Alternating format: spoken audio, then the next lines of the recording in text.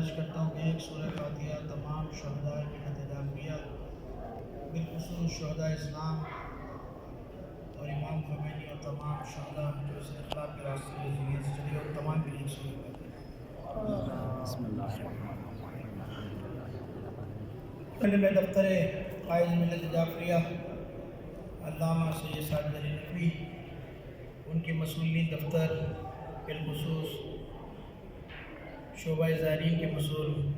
جناب ناصر انقلابی صاحب، ان کے احباب رفقا، اس کے ساتھ ساتھ ہمارے علماء کرام بزرگان یہاں موجود ہیں، آپ زائرین کرام یہاں موجود ہیں، آپ کی سب کی خدمت میں سلام پیش کرتا ہوں۔ اور میرے لیے بڑا مشکل کام ہے اس وقت، ایک طرف میرے علماء کرام بیٹھے ہیں، ایک طرف میرے زائرین بیٹھے ہیں، اب سمجھ میں نہیں آ رہا کہ مجلس پڑھوں یا خطاب کروں یا کیا کروں۔ انشاءاللہ تعالیٰ کیونکہ شب شہادت کی ہے، شہادت کا دن بھی ہے، مجلس کے حوالے سے گفتگو کروں گا، ایک چھوٹا سا مقدمہ بناؤں کہ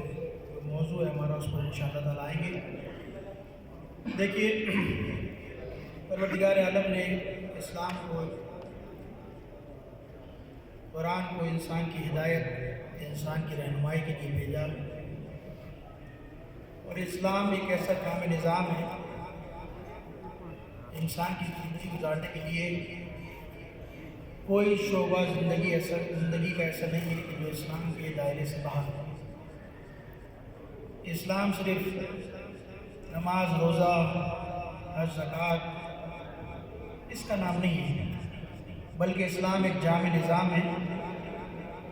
اور اس اسلام میں جتنے پہلو آپ کی زندگی میں ہیں وہ سب اسلام نے اپنے اندر سمو لیے ہیں۔ اور یہ اسلام وہ اسلام ہے کہ پروردگار عالم نے وعدہ کیا ہے کہ اس اسلام کو غلبہ عطا کرے گا، اس اسلام کو تمام ادیان پر غالب کرے گا۔ یہ وعدہ الہی ہے، وعدہ پروردگار ہے۔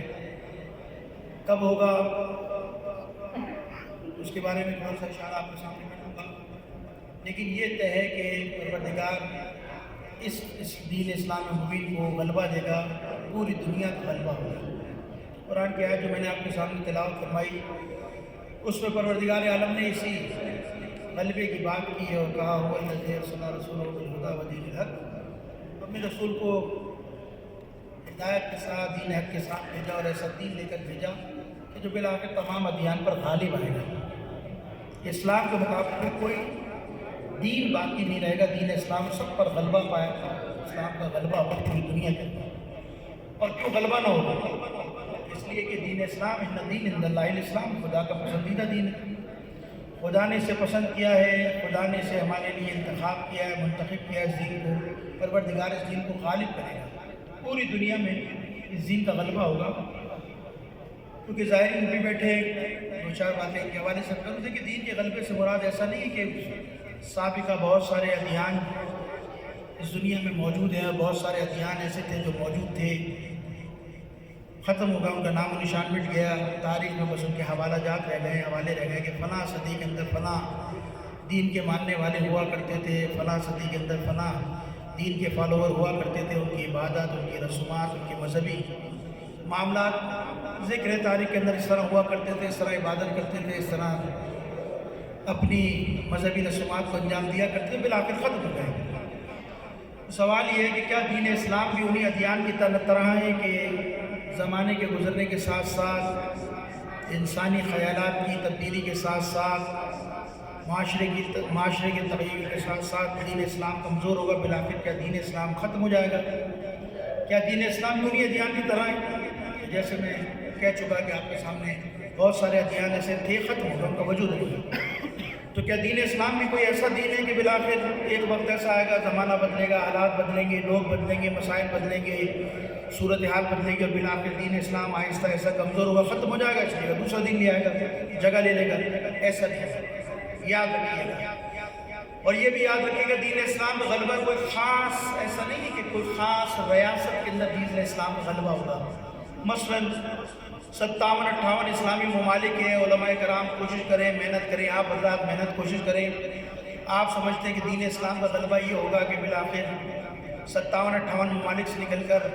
100 ممالک کے اندر اسلام پھیل جائے گا، اور اور محنت کریں گے 150-200 ممالک اسلام ہو جائیں گے، یا اسلامی کنٹری سے اسلام نکل کر یورپ کی ریاست کے اندر پھیل جائے گا، اور بالآخر ایک وقت ایسا آئے گا ہم سمجھیں گے شاید یورپ کی ریاست میں جب اسلام پھیل جائے گا تو ہم خوش ہو جائیں گے کہ اسلام کا غلبہ یہی ہے۔ دین اسلام کو اتنا ہی خالی بانا تھا، یہ غلبہ نہیں ہے۔ دین اسلام کے غلبے کی جو بات کی گئی ہے قرآن مجید کے اندر، سورہ نور کے اندر بھی کہا وعد اللہ الذین آمنوا منکم وعملوا الصالحات، پروردگار نے صاحبان ایمان سے وعدہ کیا ہے۔ کیا وعدہ کیا؟ کہ ہم تمہیں زمین پر خلافت دیں گے، ایسی خلافت جو تم سے پہلے لوگوں کو دی تھی۔ تم سے پہلے جو صاحبان ایمان تھے، جو اعمال صالح انجام دیتے، پروردگار اس آیت میں کہہ رہا ہم نے ان کو بھی اقتدار دیا، ان کو بھی حکومت دی، ان کو غلبہ دیا ہم نے۔ پروردگار کہہ رہا پھر آگے کہہ رہا وَلَا يُمَكِّنَنَّهُمْ، تم دیکھنا کہ جب یہ صاحبان مومنین، جب صاحبان ایمان اقتدار پر آئیں گے، تم دیکھنا پروردگار ان مومنین کے ذریعے، صاحبان ایمان کے ذریعے پوری دنیا میں اپنے دین کی بنیادوں کو مستحکم اور مضبوط کر دے گا۔